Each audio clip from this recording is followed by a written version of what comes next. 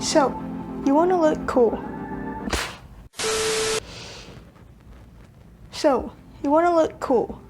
But all the really cool flourishes are usually on the more difficult side. Well, today I'm going to give you some alternatives for those flourishes. Keyword is alternatives, so these are going to be like flourishes that can like substitute. They have a similar effect, but that does not mean that they're going to be exactly as cool. Some of them may be cooler, some of them may not be cool, but they will be a lot easier. So yeah, let's get started. So the first flourish we are going to be finding an alternate for is the Waterfall. Now I know, yes, it is easy, but I just wanted to say that instead of doing the Waterfall, you can do like a sideways dribble. Now to do a dribble, you just hold the deck on the top short edge with your middle finger, ring finger, and pinky finger, and then your thumb on the corner, and then you just riffle the deck using your thumb and by pushing also with your index finger on the top, and then the cards will fall. And then to replace it with the Waterfall, you're just gonna turn the deck to where the backs are facing the ground, and then you're gonna turn your hand over, and then you're just gonna dribble a sideways dribble. Shin Lim does like this as like an anaconda variation, and I'll leave a link to that down below. But yeah, that's the first alternate. The second flourish we're going to be alternating is Waterbend. Now Waterbend's a lot more trickier. It's really difficult to get that flow perfect and catch the cards good too. It also takes a lot more of a setup because you do have to faro the cards.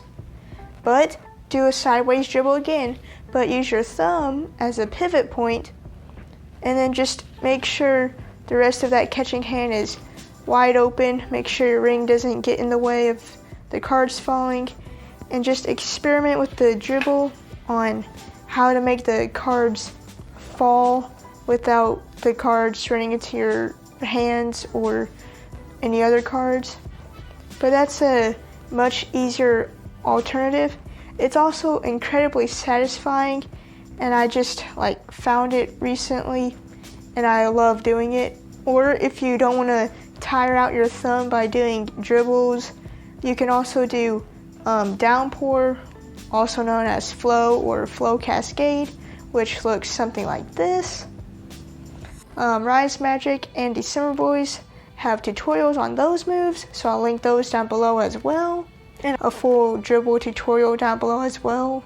Okay, the next flourish is V Cascade. Now I don't know about you, but that grip is mighty uncomfortable. So instead of doing the normal V Cascade by the verts, you can do this Shin Lim faro effect that he's taught, which looks like this. Now this is one of those that really does not look near as impressive, but you can still do it while having that same V faro falling down motion. Or you can also do Aura, I guess. It also has that falling down motion while also not like having the cards side by side, but having them fall like vertically.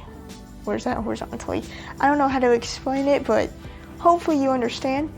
Okay, the next flourish we are going to find an alternate for is Mantra.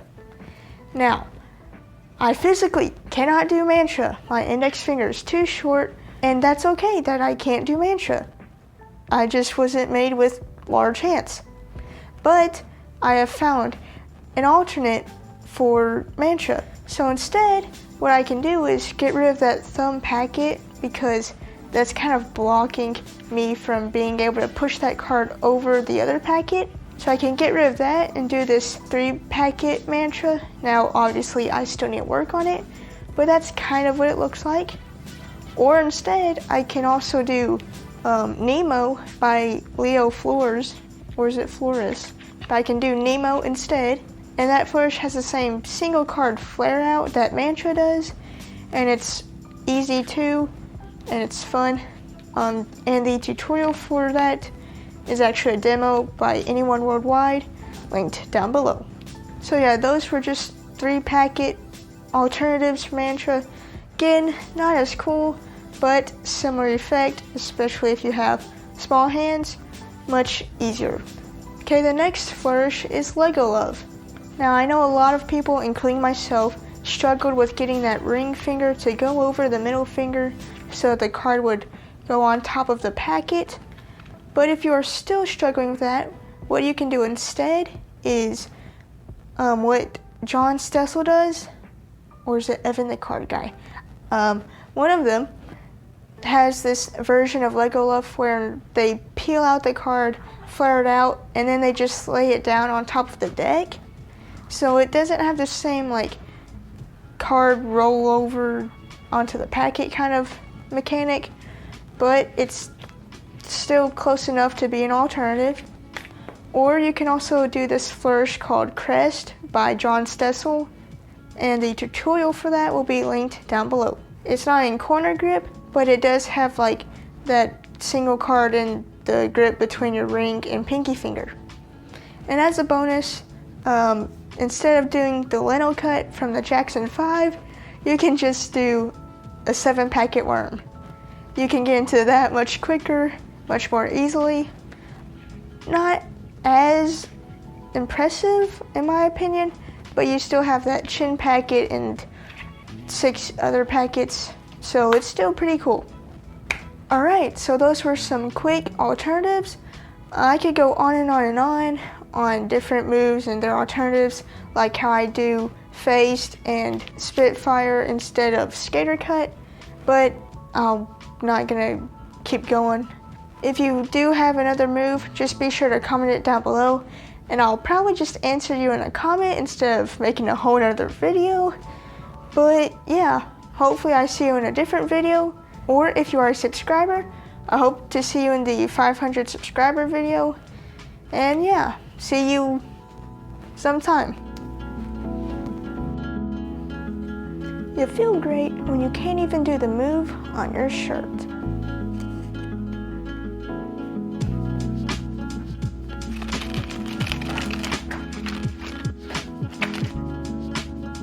I got half the deck.